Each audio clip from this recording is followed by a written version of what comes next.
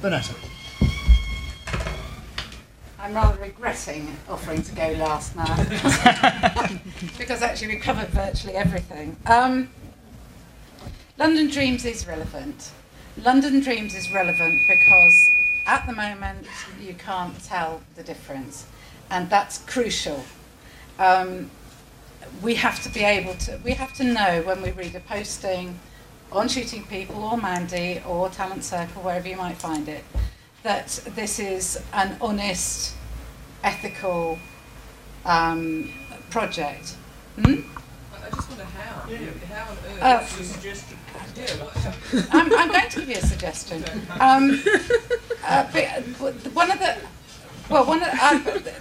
We need to get together and talk about it, and actually this is something we are all here acknowledging, that actually at the moment how you tell the difference is you go out and you do it and you find out, and that's not a great way ahead, I have to say. Well, there's lots of things. Let's not get into a conversation. We'll come back later to this. Speak. Where was I? London Dreams. We need London Dreams. We actually do need. There are groups of enthusiastic people who are coming into the industry that Chris has been describing, who actually know nothing at all about their responsibilities as employers, because actually that's what they are. Whether they're paying someone or if they're leading a team of people to go out and shoot a film on Hampstead Heath and on the bus or whatever it is, you need to know what your legal responsibilities are. And at the moment I see very little evidence that anybody does. Witness the fact, actually it's interesting, the ad for London Dreams is almost exactly the same as one that went in last week on Shooting People. Runner or driver required for a feature film in London, shoot date 7 months for 3 weeks. Rollerless expenses only, and I would need to know what car you drive prior to considering an application, as we need to cart around distinguished actors. And I think that's a problem. There's a problem in that. The big problem in this is that junior person who thinks, brilliant, I'm going to be carting Sylvia Sims around, isn't insured to do it. Almost certainly not insured to do it. And no one knows that he needs to ask that question, or that they need to ask that person that question. Those kinds of things really do need to be perfectly plain and set out. I will come to you as a question, okay? Yes. My background is in TV. I make documentaries, that's what I do, for television.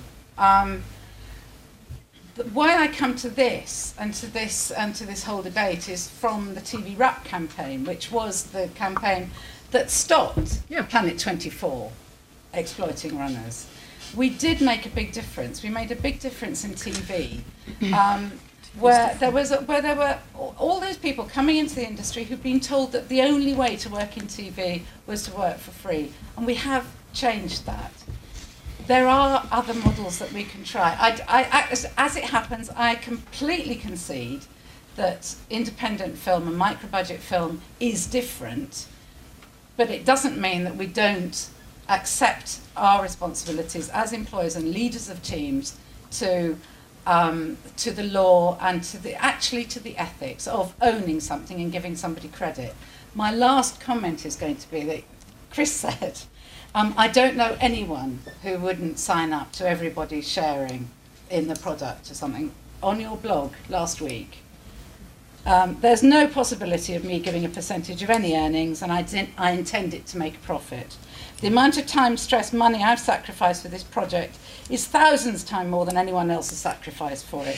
I could give a percentage share, sure, but if I was being fair, most people would be getting zero. This person wants people to come and make his film for him, but he's not going to pay because it's his project and he's put 4 years' work into it. And I think that's a problem too.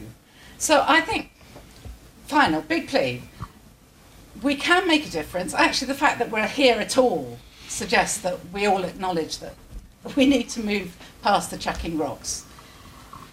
Downstairs over a cup of tea, sorry Jess, no alcohol downstairs earlier,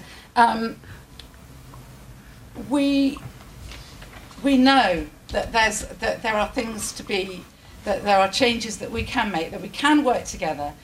You get more results from honey than you do from vinegar. And it's time we started talking to one another and figuring out how to make this work. And then, great, let's go out and make some films.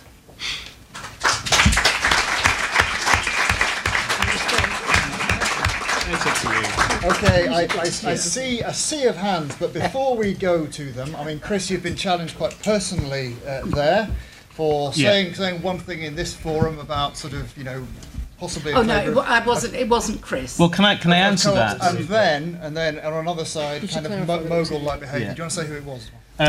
Who was it that was pulled from? A, B, C, D. Right. Okay. So there is an elephant in the room here that always astounds me that people don't talk about.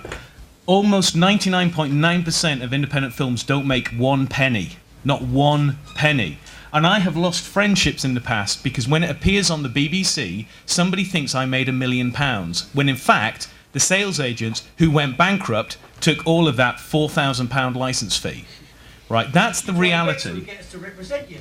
I would love you to represent me, but unfortunately I don't think, that... in fact, I had that comment with Martin 10 years ago when we were on a similar panel. Who is looking after the producers of these micro-budget films? From disreputable sales agents, from difficulties. My films, if I had got the money that my films had actually made, I'd have paid all my cast and crew. The reality is out there. There are so many disreputable people above me in the food chain that it is very hard to make it work. But I will say this, the world is changing. Just as people are shooting films on Canon 5D, so distribution is changing. And we are in the position where the middleman could go. So that's very exciting for all of us in this room. It's a nod that maybe the cooperative could actually be more of a viable business model. But I really do feel... I did deferrals on 2 films and then said never again because I lost friendships. Because they came back and said, where's my money? The reality is I've not got your money. You're lying. Right? Look at my accounts, you're lying, and it's a problem. Deferrals don't work, period. That's my view. It's not popular to say it, but I never do deferrals because I lose friends. Okay, thank you very much. Right, now, more questions, and I'm definitely coming to you. Hi, I'm Kath. I'm a director. I just want to pick up on it's Benetta. Benetta. I really like the intention. I mean, you talk about that there are bad people and there are good people. I think Martin in his opening speech said the same thing. There are good people and there are bad people. And I just think this... extremes. Okay, there are extremes. And most of us aren't at the extremes. No, but what you're suggesting, or what I thought you were suggesting, is that we should legislate to protect people from the bad extremes. No, we've got the legislation already, actually. Right, and so you would say that the national minimum wage is protecting people from the bad extremes? No, actually, what I was suggesting is coming up with something which makes it crystal clear what you're getting involved in before you sign up to it. Because, I would come to that with a different point of view, because I think once you try and legislate against what is a bad experience or what you might be getting into that ends up being a really horrific experience, social networks actually have a really important and very positive role to play, particularly just through recommendations. I mean, I would argue that there's something to be said very much for actually educating people and saying, you know what, some of the best ways that you can understand if you're going to have a good experience on a film is to actually ask people who've worked with those people before. The idea that we can solve good versus bad through the legislation, to me, is a pretty bad thing to give up in terms of then stifling an independent film culture. And that's absolutely not what I'm suggesting. All right. Thank you.